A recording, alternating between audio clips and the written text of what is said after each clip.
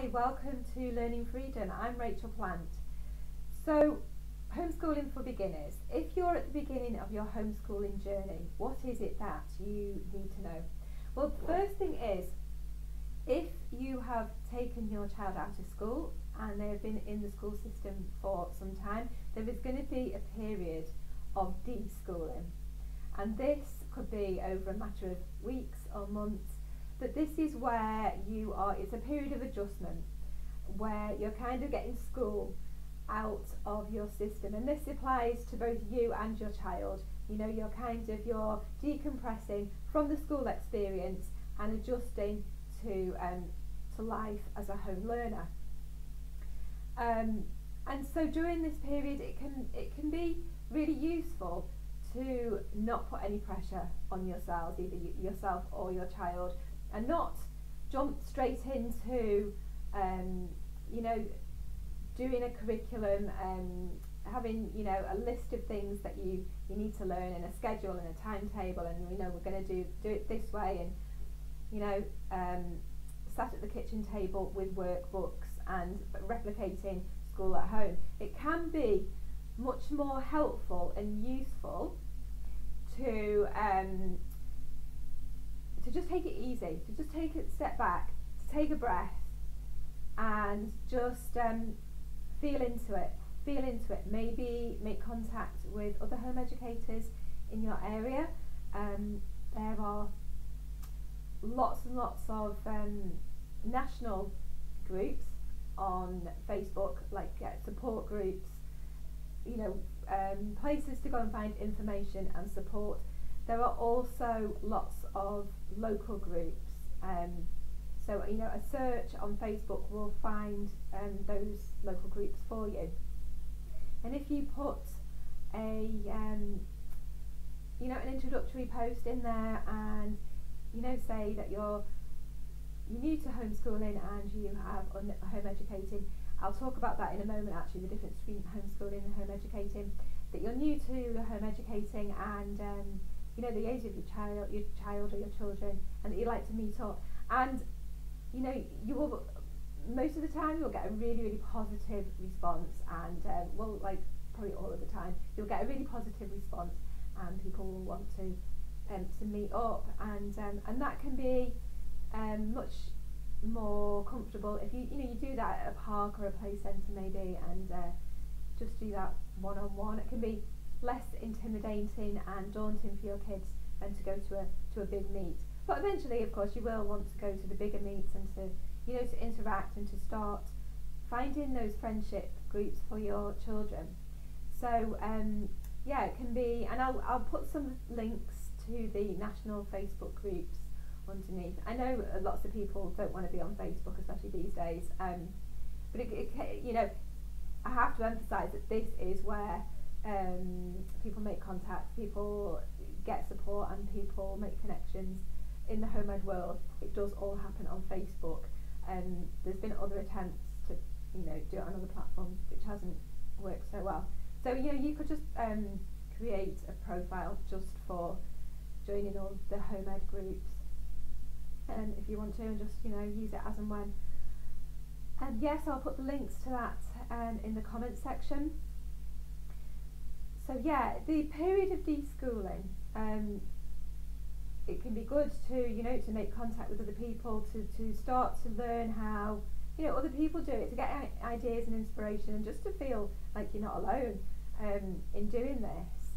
And that it can be really good to have that support, because it's not an easy journey to make on your own, and often friends and family around you aren't necessarily on the same page as you with it, and you can feel like you have to justify yourself, and maybe they don't get it and why you want to do it. And so if you have other people who are like-minded and are on the same journey, that can be incredible support.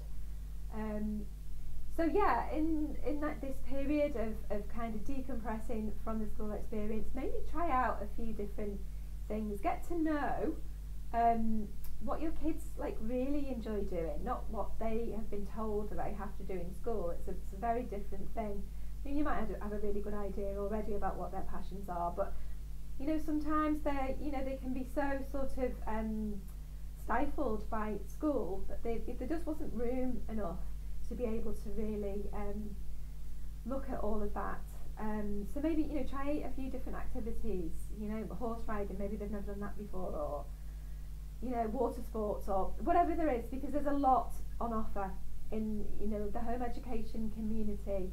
Once you join these groups, you'll get to see all of the things that are happening, and you know, other home educators that organise things with outside providers. Often it's in-house though, and people will get together to create spaces for learning, you know, different topics, or just social needs. So yeah, just kind of lean into it a bit, feel what feels right, and how they like to learn, you know. Is there a particular time of day that they get really active, and they're really creative, and they want to do things? You know, do they like to go and off and research by themselves? Is that their preferred style of learning? Or do they thrive when they're with other people? You know, if they have you to bounce ideas off, or, you know, other children to bounce ideas off, you know, does that really help them and help them to be more energised in their learning experience? Or, you know, maybe they like to move around. Maybe they learn much better by doing things experientially. In school, I mean, it really is very academically focused. You know, it's all about learning things in a very left-brained academic way. But maybe they are much more hands-on. You know, maybe they really like to get in there and be able to touch and feel and make things and move around and see how things work, take things apart to see how they work. You know, a lot of kids are more inclined towards that kind of learning. So yeah, it's really just feeling into all of that, and working out what feels right for you and your family, because you absolutely don't need to replicate school at home. Often when families decide to home educate, it's because there's been some kind of issue at school. Maybe the school isn't meeting the child's needs. Maybe there's some bullying. Maybe whatever it is. There can be a whole range of. Maybe the child isn't being challenged enough or stimulated enough, or, you know, school just isn't the right environment for them for whatever reason. There can sometimes be a period of needing to really look at the child holistically, and, you know, maybe some emotional healing needs to happen around the whole experience. Maybe they've been really put off learning. Maybe, you know, they don't want to read because you know, the approach to reading in school didn't suit them, and you know, they were labelled as not being a good reader or good at maths or whatever it is, and so they've got some blocks there. They've got some social and emotional blocks to learning. So, you know, often there's a period of having to really, you know, go easy on all of that, and maybe start talking to them if they're open to that. You know, don't push it if they're not. But, you know, just creating a space for them to start to unravel some of what happened for themselves, and it can also be helpful to maybe look into, you know, some sort of holistic stuff. I'm thinking of like yoga and meditation, and I've also seen courses that are about building like self-esteem and emotional resilience and all those kinds of things.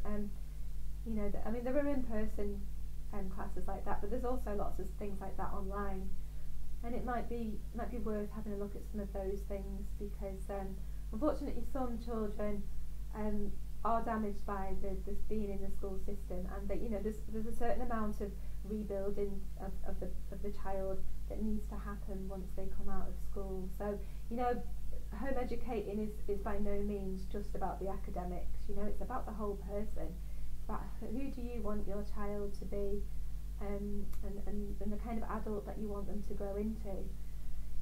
So yeah, it's really about tuning into where they're at,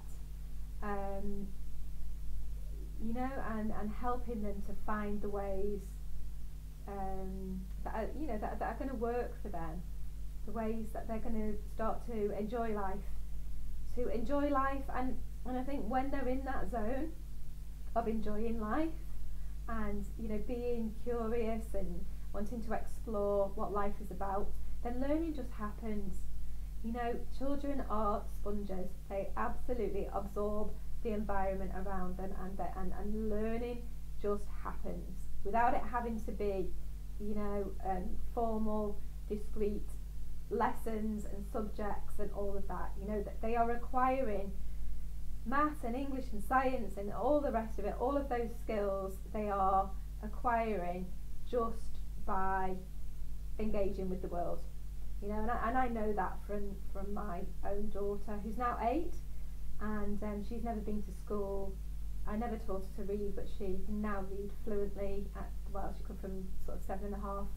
Now she can read chapter books and understand them. And I really didn't teach her to read. It's just happened. It has just happened from being in the right kind of environment and the right, creating the conditions for her to be able to take on all of that. And the right conditions are, where your child is happy and content and able to express themselves and able to feel heard and seen, and all of that those are really, really important, valuable things that you can provide in your child's environment, and sadly are often really lacking in schools.